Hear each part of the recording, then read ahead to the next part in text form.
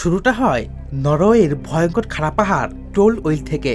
দেখা যায় একজন মেয়ে ধীরে ধীরে পাহাড়ে গা বেয়ে ঠিক ওপর দিকে উঠছে। এই মেয়েটার নাম সাশা। বাইরে থেকে তাকে সাধারণ মনে হলেও আসলে সে একজন দক্ষ পর্বত আরোহী। উঁচু পাহাড়, বিপজ্জনক এই ক্লিফ, এইসবই তার কাছে এক ধরনের চ্যালেঞ্জ। তবে সাশা সে একা না, তার সাথে আছে তার স্বামী, যার নাম টমি। সেও একজন পর্বত আরোহী, কিন্তু সাশার মতো এতটা অভিজ্ঞতা তার নেই। তাই সে একটু হিসেব করে চলে, আর প্রতিটা পদক্ষেপ নেওয়ার আগে দুবার হলো ভাবে। দুজন মিলে ধীরে ধীরে ঠিক সামনের দিকে এগিয়ে যাচ্ছিল। সবকিছু একদম ঠিকঠাকই ছিল, কিন্তু পাহাড় কখনো কাউকে আগে ভাগে সতর্ক বার্তা দেয় না। হঠাৎই সাশার পা একটা পাথরে পিছলে যায়, যার ফলে কয়েকটা ছোট পাথর সোজা নিচে গড়িয়ে পড়ে, আর নিচে শুধুই গভীর খাদ। এক মুহূর্তের জন্য সময় যেন থেমে যায়।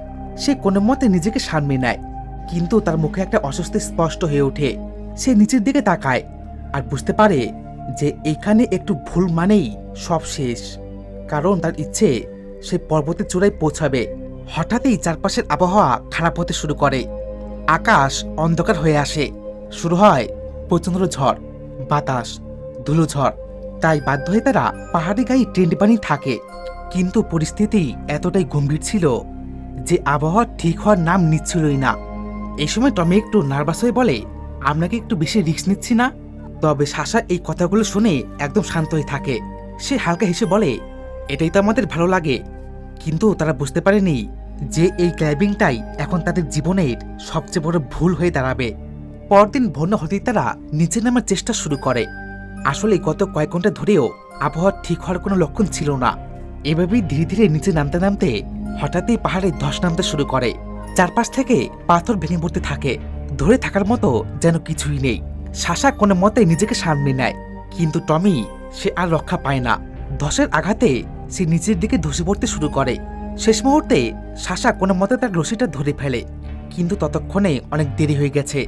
মারাত্মক আঘাতে দেখা যায় সেখানে টমির মৃত্যু হয়।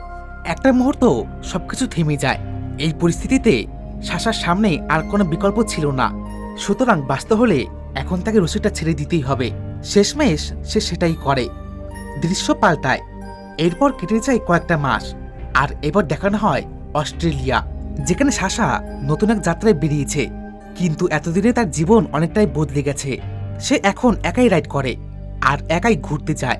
তবুও সে এখনো তার স্বামীর স্মৃতি ভুলতে পারেনি। এর কারণ সে মনে করে যে টমির মৃত্যুর জন্য সে নিজেই দায়ী। তাই সব দোষ সে নিজের উপরে নিয়ে নেয়। যাই হোক, এই সবকিছু মিলিয়ে সাশা নতুন করে জীবন শুরু করতে চায়। আর সেই কারণেই সবকিছু থেকে দূরে সরে যাওয়ার জন্য সে ওয়াটার ন্যাশনাল পার্কে যাওয়ার সিদ্ধান্ত নেয়। হয়তো সেখানকার পরিবেশ তার মনটা একটু হালকা করে দিতে পারে। কিন্তু আজকের দিনটা একটু অন্যরকম ছিল। যাওয়ার আগেই এক ডেপুটি অফিসার তার কাছ থেকে সিগনেচার নিয়ে নেয়, আর তারপর অফিসার তাকে সতর্ক বার্তা দিয়ে বলে যে জঙ্গলে তুমি যেতে চাইছো সেখানে কেউ কিন্তু একা যায় না। আসলে ওই জঙ্গলে নাকি অদ্ভুত ঘটনা ঘটছে। সাশা এর কারণ জানতে চাইলে অফিসার আরো বলে, গত কয়েক মাস ধরে অনেকেই সে জঙ্গলে গেছে, কিন্তু কেউ আর ফিরে আসেনি। সবাই নাকি অদ্ভুতভাবে গায়েব হয়ে যায়। তবুও সাশা ছিল সাহসী আর দক্ষ একজন মেয়ে। সে যখন সিদ্ধান্ত নিয়েছে সে জঙ্গলে যাবেই। সেখান থেকে বেরিয়ে সে একটি গ্যাস স্টেশনে আসে দরকারি জিনিসপত্র নিতে। কিন্তু ঠিক তখনই সাশা খেয়াল করে এখানকার লোকগুলো যেন অস্বাভাবিকভাবে তার দিকে তাকিয়ে আছে। কেউ কিছু বলছে না, কিন্তু তাদের চোখে একটা অদ্ভুত ভাব, যেটা দেখে সাশার ভেতরে অস্বস্তি বাড়তে থাকে। তাই সে আর এক মুহূর্ত নষ্ট না করে সেখান থেকে বেরিয়ে যেতে চায়। ঠিক তখনই সেখানে একজন লোক আসে, যে এখানে বিভিন্ন জিনিস ডেলিভারি করে। লোকটি সাশাকে এই পরিস্থিতিতে সাহায্য করে, আর যাওয়ার আগে বলে যদি কোনো সাহায্য লাগে বলতে পারেন। কিন্তু সাশা কোনো উত্তর দেয় না। এরপর যখন সে গাড়ি নিয়ে বেরোতে যাবে, ঠিক সে সময় তার জিপিএস কাজ করা বন্ধ করে দেয়। অবাক ব্যাপার। শেষমেশ সে আবার ওই লোকটার কাছে সাহায্য চায়। ম্যাপ দেখিয়ে সে জিজ্ঞেস করে গ্র্যান্ড আইস ন্যারো রাস্তা কোন দিকে, বলতে পারবেন? লোকটা অদ্ভুতভাবে বলে, সহজ রাস্তা বলবো না কঠিন? সাশা কিছুটা অবাক হয়ে যায়। লোকটা বলে কি, মজার ছলে সে কঠিন রাস্তা বেছে নেয়। আর এটাই ছিল তার অন্যতম বড় ভুল। লোকটা তাকে রাস্তা দেখানোর পর ব্ল্যাকস্টোন নামের এক জায়গার কথা বলে, যেখানে নাকি চারদিকে ঝর্ণা, নদী আর একদম নিস্তব্ধ শান্ত এক পরিবেশ। সবকিছু মিলিয়ে সেরা একটা ক্যাম্পিং স্পট। কিন্তু যাওয়ার আগে লোকটা সাশাকে একটা সতর্ক বার্তা দিয়ে দেয়।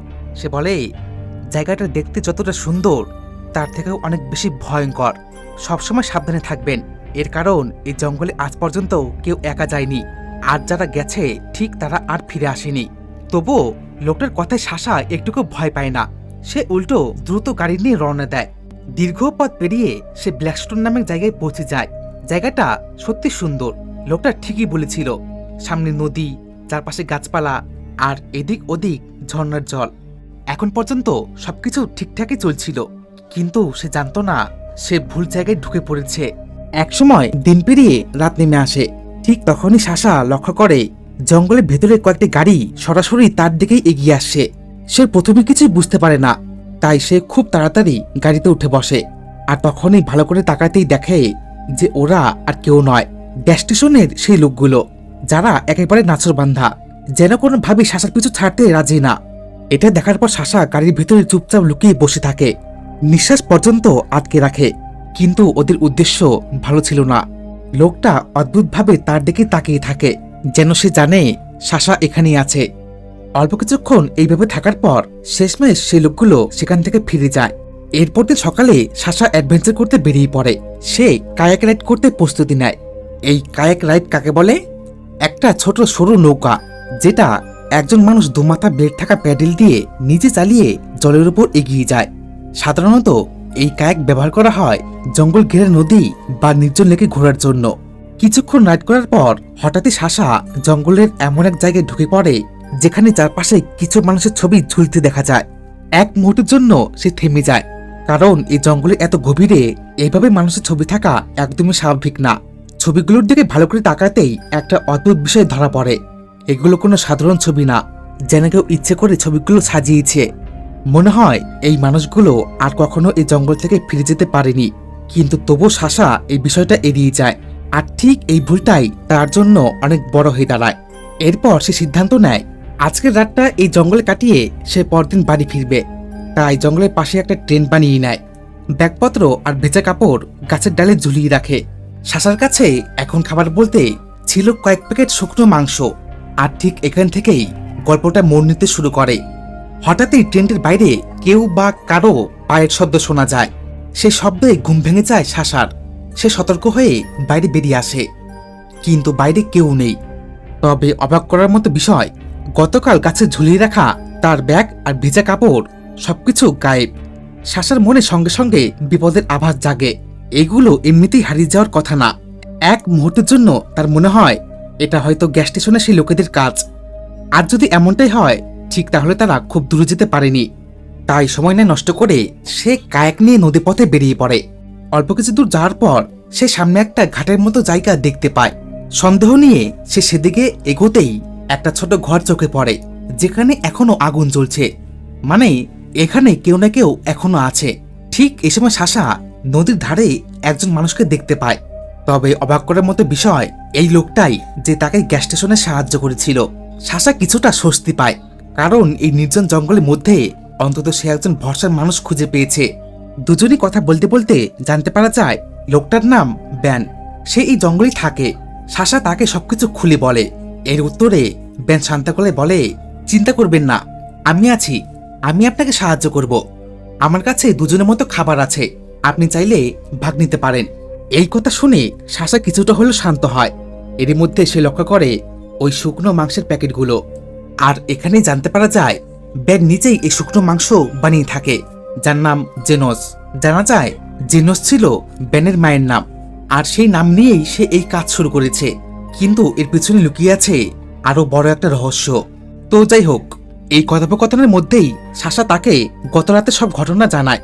কিন্তু তারপরই ব্যানের আচরণ বদলে যায়। সে ঠান্ডা গলায় বলে, বেশিরভাগ শিকারী এমনটা করে না। যারা সত্যিকারের শিকারী ঠিক তারা শিকারকে ব্যবহার করতে জানে। এই কথাগুলো শুনে সাশার মনে সন্দেহ জাগে।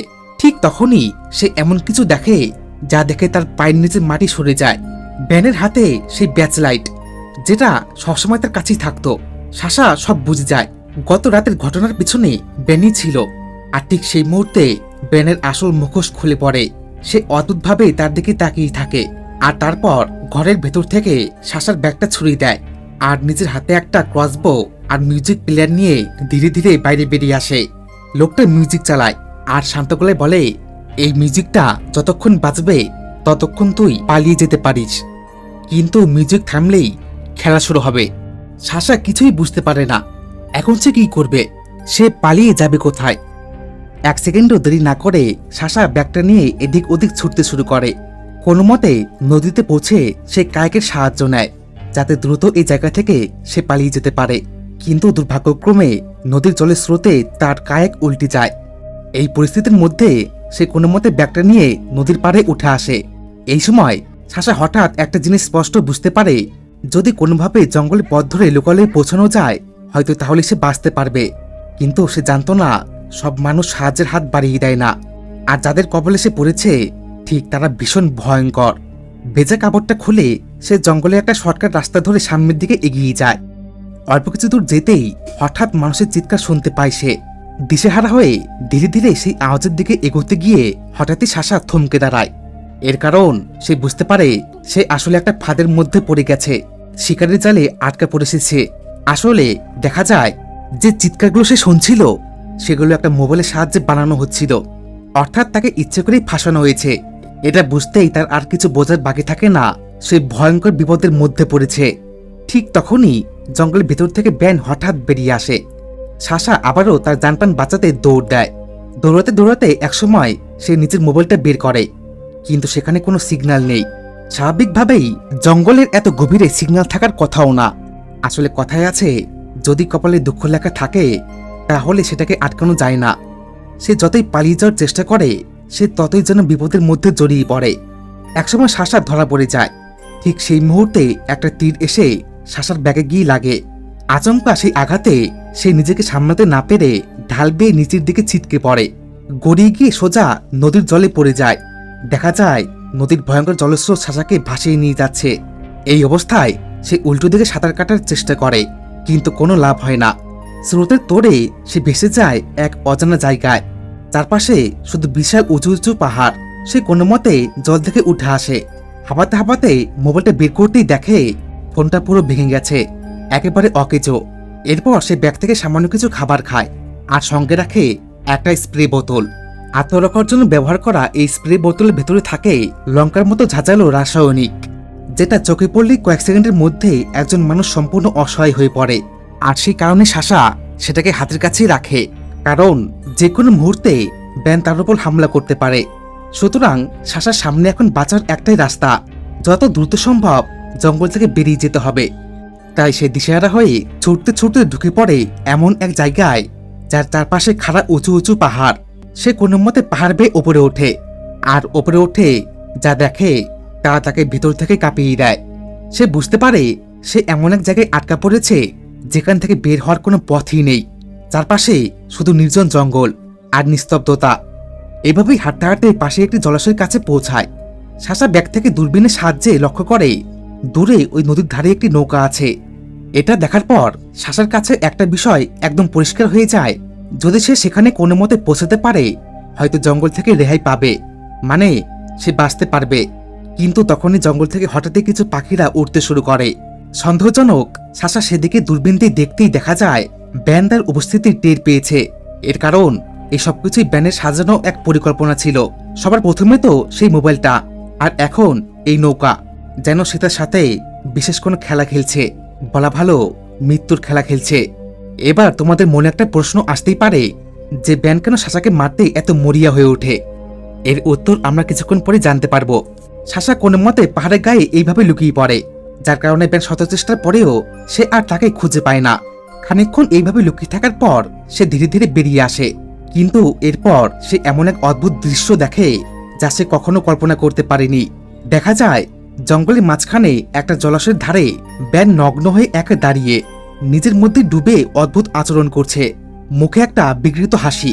আর তার আচরণ, এইসব দৃশ্য দেখে সাশা বুঝতে পেরে যায় লোকটা শুধু পাগল না, সে সম্পূর্ণ বিকৃত মানসিকতার এক সাইকো মানুষ।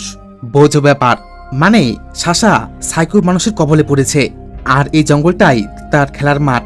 এই সময় সাশার কাছে বাঁচার আর কোনো উপায় ছিল না, একমাত্র দূরে সেই নৌকাটা ছাড়া। সাশা সে সিদ্ধান্ত নেয় যে কোনোভাবেই ওই নৌকাটা নিয়ে সে পালিয়ে যাবে। কিন্তু ঠিক এখানেই সে সবচেয়ে বড় ভুলটা করে বসে। ব্যান অন্যদিকে ব্যস্ত থাকায় সাশা চুপি চুপি সাঁতার কেটে নৌকার কাছে পৌঁছে যায়, কিন্তু নৌকাটা শক্ত করে বাঁধা ছিল। সে মরিয়া হয়ে রশি খোলার চেষ্টা করে, কিন্তু পারে না। তাই নদীর পাড়ের দিকে এগোতেই হঠাৎ তার পায়ে কিছু একটা আটকে যায়। একটা জাল, শিকারের জাল। সে নিজেকে ছাড়ানোর চেষ্টা করে, কিন্তু যত নড়ে ততই সে জড়িয়ে পড়ে। আর ঠিক তখনই ব্যান তার উপস্থিতি টের পেয়ে সে ছুটে আসে। শেষ মুহূর্তে সাশা সেই স্প্রেটা বের করে ব্যানের মুখে ছুড়ে মারে। ব্যান যন্ত্রণায় ছটপট করতে করতে জলে লুটিয়ে পড়ে, কিন্তু ততক্ষণে অনেক দেরি হয়ে গেছে। সাশা বুঝতে পারে সে শুধু জালে না, লোহার মোটা শিকলে বন্দী। সে ভেবেছিল সুরক্ষিত এখান থেকে সে পালিয়ে যাবে, কিন্তু সবকিছুই ছিল একটা সাজানো ফাঁদ। এরপর ব্যান থেকে ছাড়িয়ে অন্য জায়গায় নিয়ে যায়, যেখানে তার হাত পা দড়ি দিয়ে বেঁধে ফেলে। অল্প কিছুক্ষণ পর ব্যান তার জন্য খাবার আর জল নিয়ে আসে, আর শান্তকলে বলে, মনে আছে আমি তোকে কি জিজ্ঞেস করেছিলাম, সহজ রাস্তা না কঠিন? তুই কঠিনটাই বেছে নিয়েছিস, আর তার শাস্তি এখন তোর ভোগ করতে হবে। এই কথা শুনে সাশার কাছে ধীরে ধীরে সবকিছু একদম স্পষ্ট হয়ে ওঠে। লোকটা তাকে ইচ্ছে করে ফাঁসিয়েছে, আর ওই ব্ল্যাকস্টোন নামের জায়গাতেই সে থাকে। এরপর ব্যান সাশাকে নৌকায় বেঁধে জঙ্গলের ভিতর দিকে কোথাও নিয়ে যায়, আর তখনই একটা বড় সত্য সামনে আসে। ব্যান আগে থেকেই অনলাইনের মাধ্যমে সাশা আর টমির সম্পর্কে জানতো। মানুষের শিকার বেছে নিত এমন মানুষ যাদের সঙ্গে খেলতে সুবিধা হতো। এইসব জানার পর সাশা ভিতর থেকে কেঁপে ওঠে। সে বুঝতে পারে অফিসার তাকে ঠিকই সতর্ক বার্তা দিয়েছিল। এরপর শুরু হয় ভয়ঙ্কর খেলা। ব্যান তাকে জলে ফেলে এইভাবে সে টেনে হিচড়ে মজা করতে শুরু করে। ধীরে ধীরে সে তাকে জঙ্গলের ভেতরে একটা গোপন জায়গায় নিয়ে যায়, আর সেখানে সাশা এমন কিছু দেখে যা দেখে সে আতঙ্কে কেঁপে ওঠে। দেখা যায় যে কয়েকজন মানুষকে ধরে এনে ঠিক তাদের উপর ভয়ঙ্কর এক্সপেরিমেন্ট করা হয়েছে। এই দৃশ্য দেখে সাশা ছটফট করতে থাকে, কিন্তু সে জানতো না এইবার তার সাথে এই একই জিনিস এক্সপেরিমেন্ট করা হবে। আর তখনই সবচেয়ে ভয়ঙ্কর সত্যটা সামনে আসে। ব্যান নোনা জল প্রস্তুত করে। এর কারণ লবণ মাংসকে সহজে পচতে দেয় না, বরং দীর্ঘ সময় ধরে সংরক্ষণ করে, ঠিক যেভাবে শুকনো মাংস তৈরি করা হয়। আর তখনই সাশা বুঝতে পারে সে শুধু শিকার না, সে একটা খাবারে রূপান্তরিত হচ্ছে। মানে ওই প্যাকেটে শুকনো মাংস সবই মানুষের। এই সত্য জানার পর সাশার ভয় জমে যায়। ঠিক তখনই ব্যান তাকে জড়িয়ে ধরে বলে, তোর কি মনে হয় আমার কোনো সমস্যা আছে? সাশা কিছুই বলতে পারে না। ব্যান আরো বলে, ওই যে দেখ, ওটা আমার মা, সেও একদিন আমার শিকার ছিল। এবার তোর পালা। এরপর সাশা সুযোগ বুঝে ব্যানের কান কামড়ে ধরে। এটাই ছিল তার শেষ চেষ্টা। সে নদীর জলে ঝাঁপ দিয়ে পালিয়ে যাওয়ার চেষ্টা করে, কিন্তু ব্যান তার দড়ি ধরে ফেলে। নদীর প্রবল স্রোতে দুজনে ভেসে যেতে থাকে, আর সামনে একটা বিশাল জলপ্রপাত। দেখতে দেখতে দুজনেই সে জলপ্রপাত থেকে নিচে পড়ে যায়। এই বিশৃঙ্খলার মধ্যে সাশা কোনো মতে বেঁচে যায়, কিন্তু ব্যান গুরুতর আঘাত হয়। সুযোগ বুঝে সাশা দড়ি ছাড়ানোর চেষ্টা করে, কিন্তু ব্যান আবার উঠে দাঁড়ায়, আর শুরু হয় দুজনের মধ্যে ভয়ঙ্কর লড়াই। একসময় সাশা পাথর দিয়ে আঘাত করে ব্যানের পা ভেঙে দেয়, কিন্তু সেও মারাত্মকভাবে আহত হয়। ঘন্টার পর ঘন্টা এইভাবেই সময় পেরিয়ে যায়। সাশা মনে করে হয়তো রেস্কিউ টিম আসবে, কিন্তু এই জায়গা থেকে আজ পর্যন্ত কেউ বেঁচে ফিরতে পারেনি। শেষে সাশা এক পরিকল্পনা করে। সে ব্যানকে বোঝায় যদি তাকে ছেড়ে দেয় ঠিক তাহলে তারা দুজনে বাঁচতে পারবে। ব্যান রাজি হয়, তবে সে একটি শর্ত দেয়। শর্ত কি? যে উপরে ওঠার পর ব্যান তাকে মুক্ত করে দিবে। দুজনেই এবার উপরের দিকে উঠতে শুরু করে। দেখা যায় ব্যান এইভাবে দড়ির সাহায্য নেয়। এক পর্যায়ে মাঝপথে সাশা দড়ি ছাড়ানোর চেষ্টা করলে ব্যান সেটা টের পেয়ে যায়। সে সাশাকে নিচে ফেলানোর চেষ্টা চালিয়ে যায়। ভাগ্যবশত এই সময় দড়িটা কোনো মতে সাশার শরীর থেকে বেরিয়ে আসে। এরপর আর কি, সাশা ব্যানকে ধাক্কা দিয়ে নিচে ফেলে দেয়, আর এইভাবে সাইকেল লোকটার মৃত্যু হয়। এবং তারপর ধীরে ধীরে সতর্ক হয়ে সাশা উপরে উঠে আসে। সে জঙ্গল থেকে বের হওয়ার জন্য সামনের দিকে এগিয়ে যায়। ভাগ্যক্রমে কিছু পর্যটক সাশাকে দেখে নেয় এবং তারা সাশাকে সাহায্যের হাত বাড়িয়ে দেয়। এইভাবেই সে মৃত্যুর মুখ থেকে বেরিয়ে আসে। এরপর ফিরে এসে সে পুলিশকে সবটা জানায়, আর তারপর পুলিশ জঙ্গলে তল্লাশি করে এক এক করে সব মৃতদেহ উদ্ধার করে। অবশেষে এই জঙ্গলের ভয়ঙ্কর রহস্য সবার সামনে প্রকাশ পায়, আর এখানেই এই মুভিটা শেষ হয়। তো এই ছিল আজকের ভিডিওটা কেমন লাগলো একটা লাইক আর কমেন্ট করে জানিও। আর এমন আরো এক্সপ্লেনেশন দেখার জন্য সাবস্ক্রাইব করতে পারো, আর হ্যাঁ, বন্ধুদের সাথে শেয়ার করে দিও। তো দেখা হচ্ছে নেক্সট একটা ভিডিওতে। বাই।